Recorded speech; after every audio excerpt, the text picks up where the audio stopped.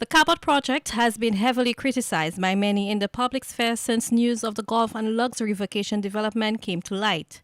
Several issues have been raised with the development, including the desecration of ancient indigenous graves, access to beaches which line the coast of the Cabot land, a loan acquired from the National Insurance Corporation, and the future of Marjorie Lambert's establishment on the Casabah beach. During Thursday's talk program, Cabot Saint Lucia's CEO, Christine Thompson, broke her silence and came out in defense of the project, clarifying misconceptions about the development. The land, which Cabot now owns, she says, have been in private hands for the past 50 years, changing hands between owners until it came to be acquired by Cabot. So Cabot, which operates a successful world-class golf course resort in Canada, was looking for a property that allowed year-round golf, because of course in Canada you only had it for certain months of the year. And Ben Cowan, our founder, actually basically went to every Canadian bank looking at Caribbean properties where they may have invested, where things had gone wrong, that were up for sale. And in the course of looking at many, I'm talking, 50, 60 files, found this property that Scotiabank had owned that was a bust project. It was owned, as you know. It was in receivership. It was in receivership. It started in 2007 or so, and when the financial crisis hit in 2008, it went into receivership. The bank took it over, and for 10 years they tried to sell that property to realize on their loan, unsuccessfully. Okay.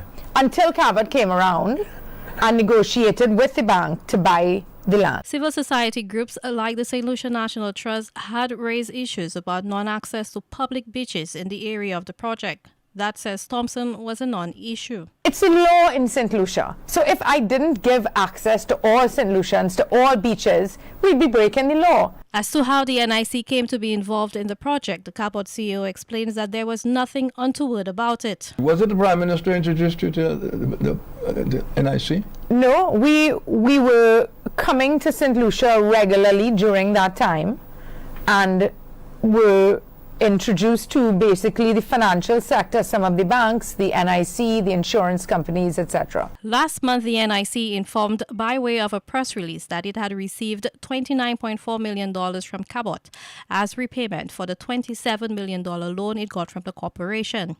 This raised the eyebrows of some who questioned the rapidity of which the loan was paid back, and also the small amount it received as return on its investment.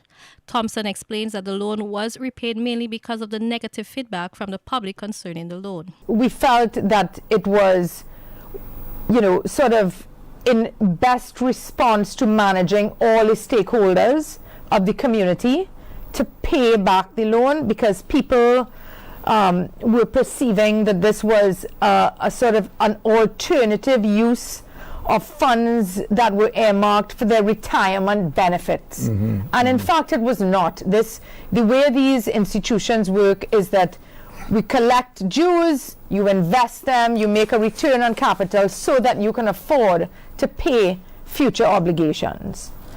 But it's a difficult thing to understand. I accept that it's complicated, and we were not happy that there was enough of a concern, a suspicion around it, and we thought that it would be in the best interest of the project and the people to be responsive to that sentiment. Thompson has indicated that the matter with Marjorie Lambert, the proprietor of Marjorie's Restaurant and Bar, is in the process of being resolved. There has been much public outcry about the possibility of the 20-year-old establishment being swallowed up by the Cabot development. We have offered to either give Marjorie a cash payment, or the government has been looking at options to relocate Marjorie on Casabah Beach.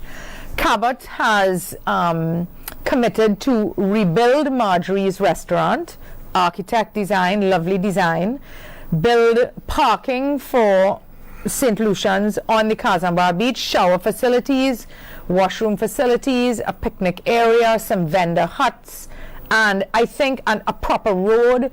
I think that whole Marjorie's beach experience is going to be far superior to what attains today. The truth of it all, says the Cabot Saint Lucia CEO, is that with any large-scale project, there will be those who are not happy. But a developer will not proceed with it unless the net benefit to most of the population is positive. And that, she says, is the case with the Cabot project. For the DBS News World, I am Zane Romulus.